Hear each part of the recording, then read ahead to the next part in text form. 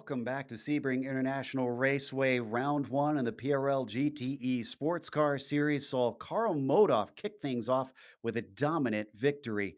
Jesse Stevens was 10 seconds behind, and Jesse probably really wasn't too fussed with Carl for much of the race because he had a mirror full of Rodrigo Mies for much of the way. He finished third behind him, but it was extremely tight, especially in the latter half of the race.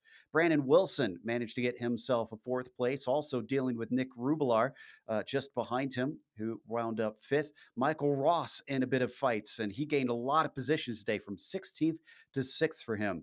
Sean Romig with a seventh was followed by Andres Espinoza, had late problems in the race, to finish eighth. Rafael Russo took ninth with Ignacio Fredes finishing in 10th. Ozzy? And in 11th position, it is Mac Miller, one of those guys who fought their way from the 20th position right on the edge of top 10. Louis Palm Jr. ending up 12th, had a chance for a higher position. John Mark Tremblay, 13th. David Duino, 14th. Then it's Ted Levendick.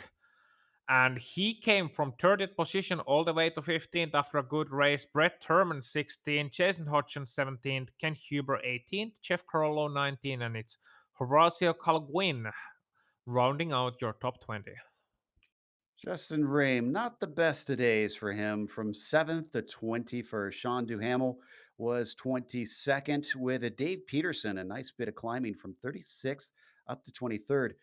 Dirk Oxus was our last driver on the lead lap in 24th. From there on down, it's drivers who finished a lap down on more, including a lot of DNFs down at the bottom, about half a dozen of them not seeing the checkered flag here today, unfortunately. I believe we do have our winner ready to talk to us, though. Carl Modoff ready to join us in the booth. Let's see if we can pull him in. There, we've got the number 948 joining us. Carl, congratulations. You didn't have Abner to fight against today, but it seemed like the other drivers are fast, just not fast enough. I'm sure they're plenty fast enough to be an awesome competition over the season. Abner, it's funny, he's not here. I wish he was, but he's the one, probably the reason I'm running this season, because he messaged me. He's like, hey, you're running this with new fast guys. And I was like, yeah, I'm always down to race against new competition, so I ended up entering. Sad not to see him here, but super excited to be able to pull off a win to open the season. Just love driving the Porsche. It's always kind of just fits my driving style best. So to be able to come back with it and be a little more competitive on the new tire model is really exciting. So looking forward to the season. Yeah, that was quite a talking point at the start of this race, although we didn't get much time with all the battling to discuss it later on. So, with the heat that we had, because it was pretty spicy on the track surface when the green flag fell, did it take long to get them up to temperature, or did they come in fast? It still takes a while, even in the hotter temperature. It's still take a few laps, probably 3-4, before you really feel confident on the tire. It just feels a little overall like there's less grip. So it's the same for everybody. But even when it's hot, it still takes a couple laps, 3-4, for the tires to really come in. I had quite a bit of understeer the first couple laps. And I knew once that came in, the car was going to feel really nice. And it did. I had really great tire wear the whole race. I hadn't really done a full hour sprint race yet, so I was kind of worried to see what my tires would be like at the end. They felt really nice, and luckily I had a bit of a gap, so it wasn't stressing too much, if they did fall off. Now, I mentioned it on the broadcast that if my memory serves me correctly, you've had some unfortunate races here at Sebring with this series before. It seemed like today kind of made up for that. Does it feel like a bit of redemption here today, for you to run up at the front as well as you did? Yeah, absolutely. Last season I had a few bad races where I just didn't have the practice or, whatever, name the excuse. I had a lot of mistakes. So, I wanted to come back this season a lot stronger. And now that everyone's quarantined to their houses, I feel like I got a lot more time to practice. Felt really great out there to kind of to put off a win and to drive really well. And just I was proud of how I drove, didn't make any mistakes. So I'm happy with my performance and looking forward to next week. I think it's Lime Rock, and the Porsche is another great car to drive there. And it's going to be kind of crazy, I imagine, with all 40 people. It's going to be really tight. Qualifying is going to be huge. So looking forward to that. Should be an exciting race. Well, Carl, I got one more for you here. we've seen a lot of fast drivers in history. Actually, we were talking in the booth among us about mustaches before this race. You got Nigel Mansell, who was a fast driver. You got Dale Earnhardt, of course, a fast driver, better known in the States. Geke Rosberg, all of those guys, they had awesome mustaches. Now, I must ask, your name is Karmodov. Ever fancied a Mo-Off? I can't say I have. I might have to work on that though if I'm going to live up to those types of names. Yeah.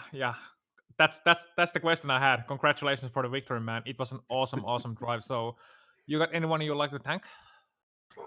Thank you. I appreciate the compliment. Yeah, I'd like to thank Delta Sport, the new team, for the livery Brian did for the car. It looks great, especially with the new spec map. You can get a really nice flat matte finish, and the car just looks beautiful. So thanks to Delta Sport and Brian over there, team manager. Other than that, I'd like to thank ButtKicker, SimMSA, GSRC, you guys. Everyone that's involved with PRL and putting this together. Thanks, guys. I really appreciate it, and look forward to seeing you next week, hopefully in the same position. Awesome stuff there from Carl Modoff, and I concur. I think we need to get a mustache going there on Carl, already a two times champion. But that's going to close things up because it looks like Stevens and Mees are a little quiet for us today. Didn't want to come up and chat. We'll hopefully get to have a conversation with them later. In the meantime, we'll thank our own few people, including our sponsors. SimSA can be found at simsa.net. That, once again, is the Simulation Motorsports Affinity, and they can help you get involved in the worldwide sim racing community if you enjoy this sport. I know we do here. And also to ButtKicker, who can provide all kinds of awesome immersion creating products for your sim rig. Check them out at thebuttkicker.com. Also, thanks to iRacing for putting us on IESN, and thanks to the companies that provide the software and the hardware for our broadcasts. You can see them listed here on your screen. Additional thanks go to Drew Lalonde, who provides our wonderful music. See the screen for how to get a hold of more of her great work. And thanks to the team today, Ossian, Jay, and Dougie. If you'd like to find out more about GSRC, including upcoming races, you can find it at globalsimracingchannel.com.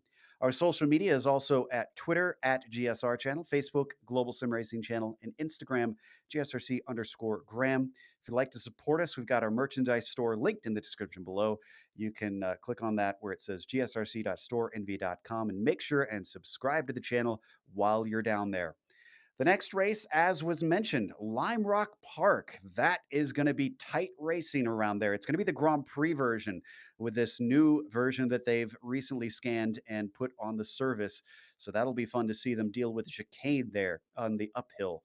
That'll be Tuesday, March 24th at 9 p.m. Eastern. We have upcoming races for other series listed on the screen, so check those out and mark them down on your calendar. But until next time, race clean, race hard, and we'll see you on the track.